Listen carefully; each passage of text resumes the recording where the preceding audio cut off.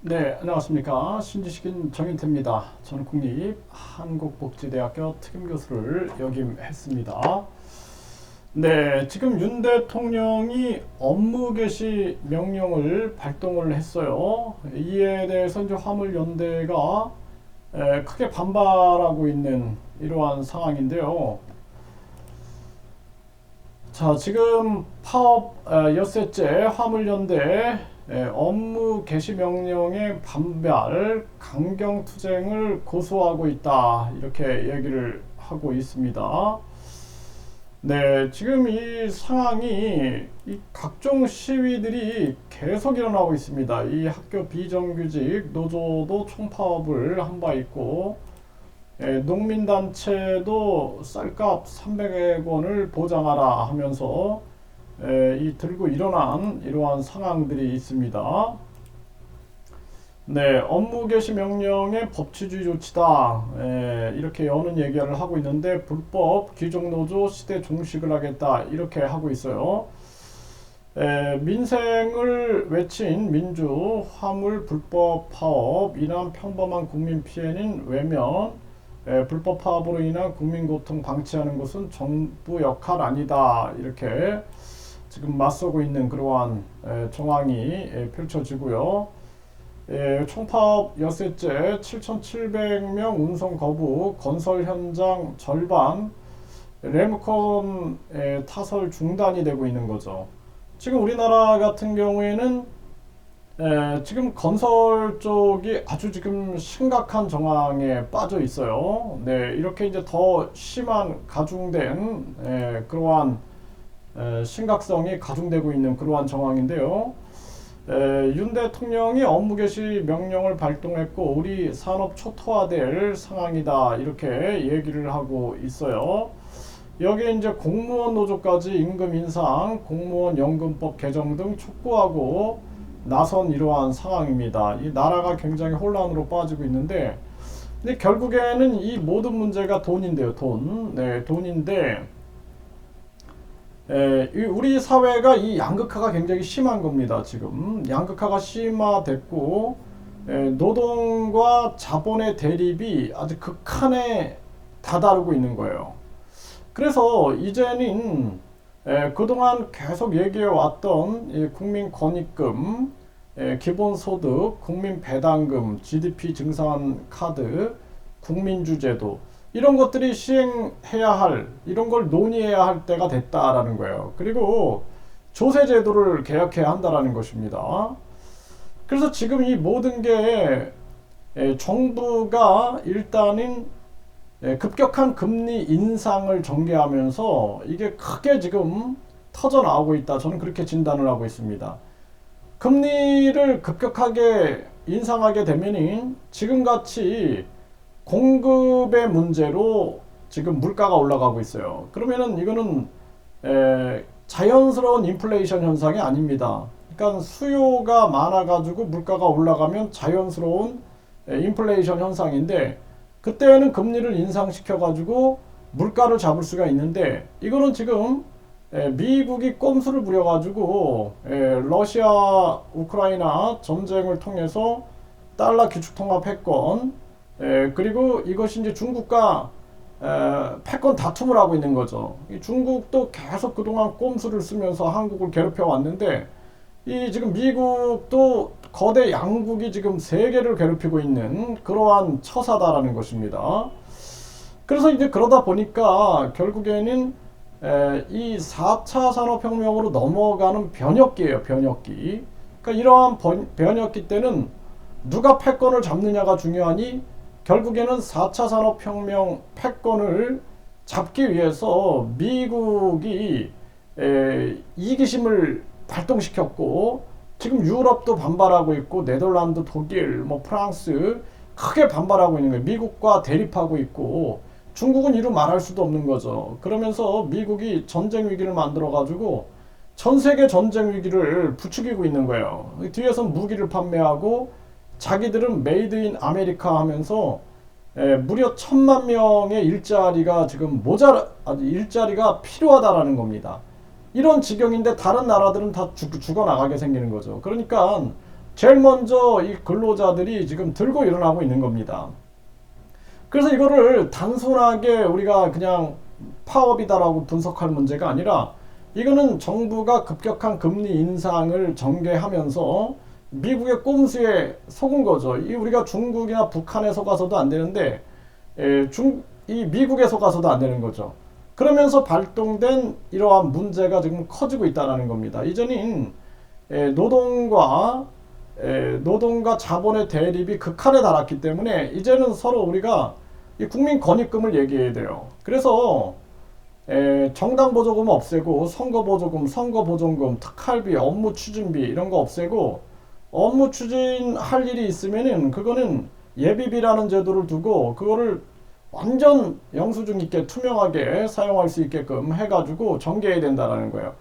아니면은 지금 관료들하고 정치인들은 돈방석에 앉아있고 돈 있는 자들과 은행은 이자 잔치를 하고 있어요 지금.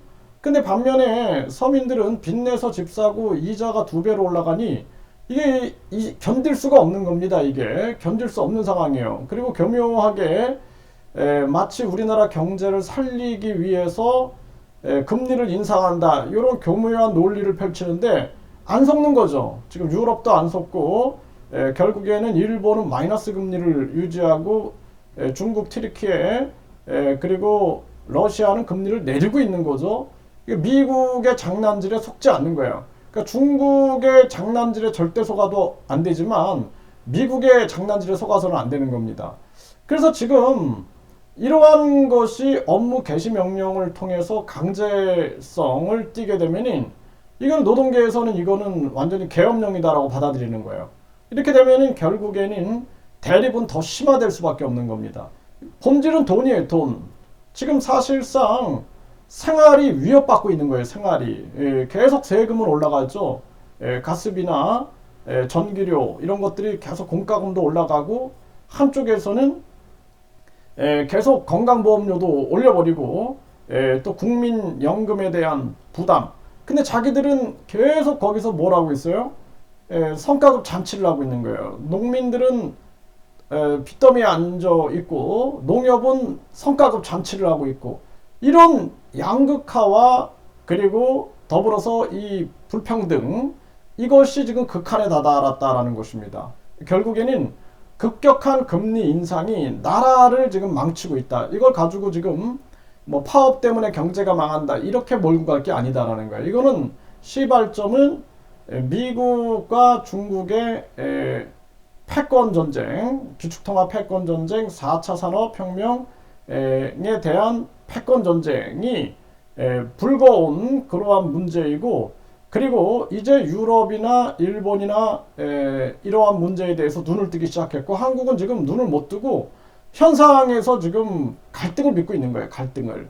결국에는 우리가 최저임금제도를 가지고 자영업자들과 저임금 근로자들이 을과 을 전쟁을 하고 있는 것처럼 세계 입장에서 본다면 지금 미국이 조장하고 있는 이 상황에서 한국 정부와 한국 근로자들이 한국의 자본가들이 을과 을 전쟁을 하고 있는 거예요. 을과 을. 똑같은 겁니다. 이게. 그래서 최저임금 문제로 근로자들, 저임금 근로자들과 자영업자들이 을과 을 싸움을 벌이듯이 이게 지금 한국이 미국의 뒤통수 맞고 지금 한국 내에서 이 잘못된 금리 인상 정책을 쓰면서 결국에는 또다시 한국 내에서 미국 입장에서 봤을 때는 한국인들끼리 물어뜯고 있는 거예요. 한국인들끼리 물어뜯고 있는 을과 을 싸움이 벌어졌다. 이제는 우리가 국민 권익금 시대를 열어야 된다는 거예요. 그래서 정당 보조금, 선거 보조금, 선거 보존금, 특할비 뭐 이런 거 다 폐지해버리고 그리고 불필요한 차관직 없애버리고 불필요한 부총리직 뭐 이런 거 없애고 뭐 부의장 이런 거 없애버리고 우리가 최대한 나라의 돈을 아껴가지고 국민 권익 기금으로 모아가지고 국민들에게 되돌려줘야 된다는 거예요. 되돌려줘야 된다.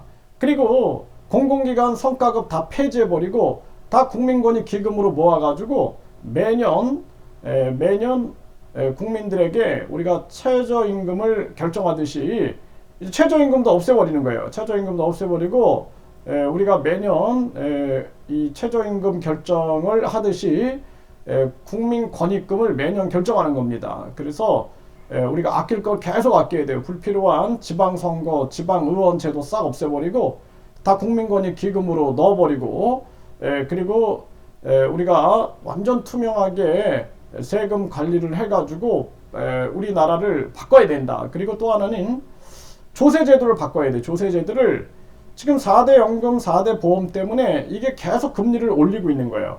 세금 때문에 또 금리가 올라가는 거예요. 세금 때문에 계속 임금 시위가 일어나게 되고 임금이 올라가면 물가가 올라가고 또 계속 이것이 맞물려 돌아가고 있는 거예요. 그러니까 금리가 올라가면 물가가 올라가고 아까 이제 제가 잘못 얘기했는데 결국에는 4대 보험이 올라가면은 4대 연금, 4대 보험이 올라가면 물가가 올라가는 거예요. 거기에 물가가 타고 올라가고 그리고 그 물가가 올라가면은 또 임금을 올려달라 또 이렇게 시위가 일어나고 이게 악순환이 되는 거예요. 악순환. 그래서 임금이 올라가면 또 물가가 올라가고 또 금리가 올라가고 금리가 올라가면은 또 물가가 올라가고 이 금리가 물가에 또 포함이 되는 거예요.